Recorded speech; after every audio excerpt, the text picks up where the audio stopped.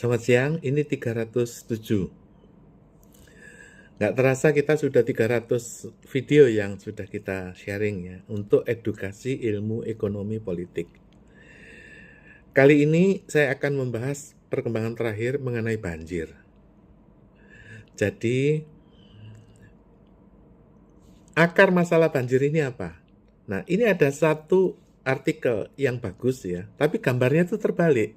Ini gambarnya. Jadi hulu sungai itu, muaranya itu ke Bekasi. Itu dari mana? Satu dari Cikeas, satu dari Cilengsi.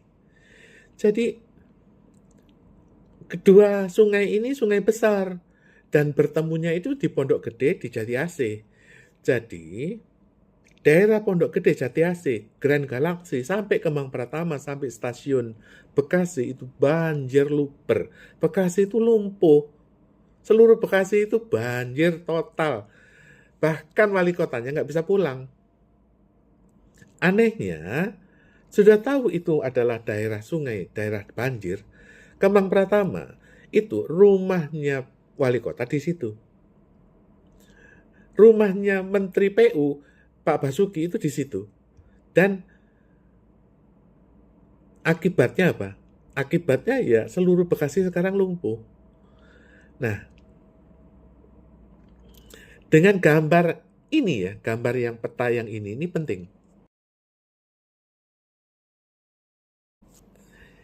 Di sini kita bisa melihat bahwa daerah-daerah mana yang menjadi sumber banjir, sehingga ketika gubernur yang baru, Deddy Mulyadi, itu ditanya sumber dari masalah banjir ini apa? Ya dia tahu bahwa ada pembangunan di puncak, itu hutan lindung yang dibangun oleh Jaswita.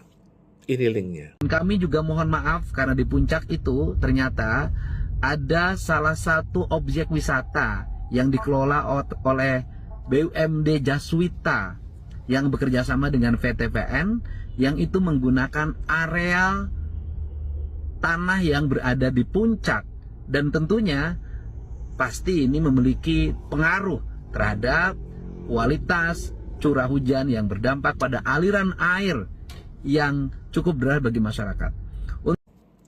Jadi, kita harus bisa berpikir secara realis dan mengatasi problem secara langsung.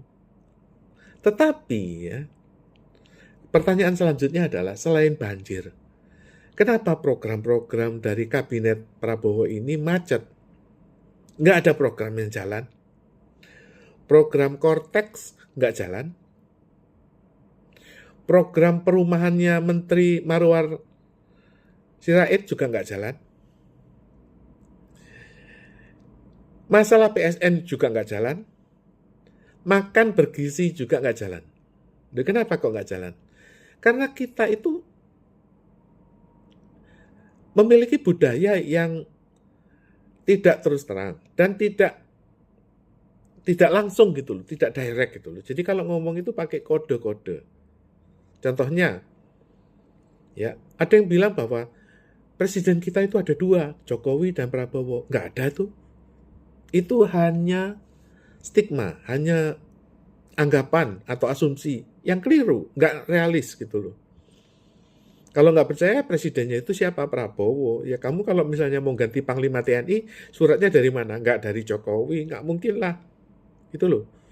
Nah kalau misalnya ada menteri apa diganti, yang nulis siapa? Ya Prabowo. Nggak mungkin ada Jokowi yang ganti.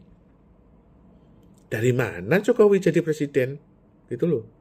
Nggak sekalian SBY ikut jadi presiden kan, jadi kita ada banyak rombongan presiden kan nggak mungkin. Ya.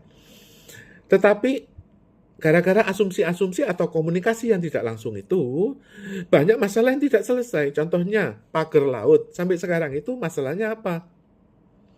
Apakah ada HGB yang di atas laut? Apakah itu jalan atau nggak jalan? Menterinya juga bingung. Menteri BPN yang tadinya ngomong itu ilegal, sekarang jadi legal kok.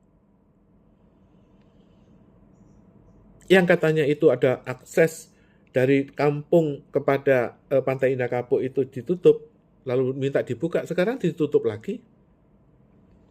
Jadi ada juga yang menganggap bahwa wah rakyat Banten berontak, ya toh. Lalu Sultan Banten juga berontak. Sultan yang mana berontak? Ada rakyat yang mana berontak? Gak ada.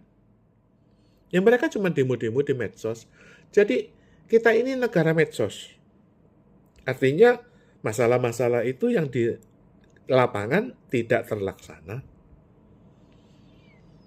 Contohnya, makan bergizi itu ada di mana? Jalan atau nggak jalan? Dibayar atau nggak dibayar? Dan nggak ada yang tahu. Jadi ketika ada TNI pun bikin dapur bersama ngasih makan, rakyat juga nggak tahu itu dibayar atau nggak dibayar, duitnya pakai duit siapa. Kenapa harus tentara yang mengadakan dapur umum? Ya, artinya terjadi kemacetan dalam anggaran kabinet. Artinya, banyak kementerian itu anggarannya nggak keluar.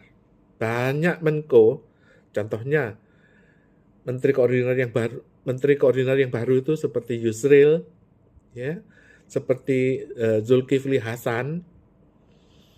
Menko-menko itu terutama nggak punya kantor. Gitu loh. Bagaimana punya kantor? Sekarang ada satu kementerian Mendikbud ya, Menteri Pendidikan dan Kebudayaan.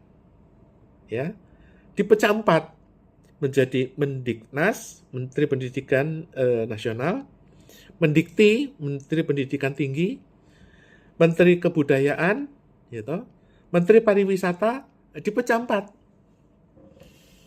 Nah sekarang satu gedung itu dipecah 4, akhirnya apa? Rebutan lantai 1, lantai 2, lantai 3, rebutan. Akhirnya apa? Menterinya mundur. Ya gara-gara apa? Rebutan lantai.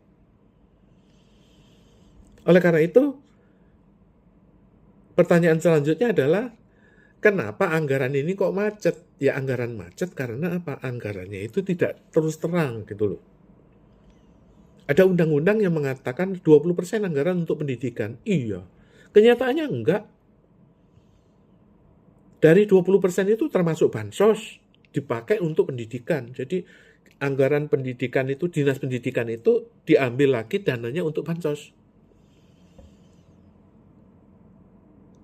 Satu. Kedua, anggaran pendidikan itu dipakai untuk PKH, program keluarga harapan. Jadi katanya anggaran pendidikan, iya tapi dipakai untuk program makan bergizi gratis. Makan bergizi nggak jalan, akhirnya dipakai untuk Danantara. Ini sebetulnya anggaran pendidikannya 20% atau berapa? Faktanya nggak jalan. Oleh karena itu, pembenahan harus dari atas. Kalau anggaran itu untuk pendidikan nggak mungkin 20%, ya sudah. Dikurangin aja 10%. Berapapun itu, aturan itu kalau dijalankan lebih baik daripada aturan yang nggak jalan. Kira-kira demikian.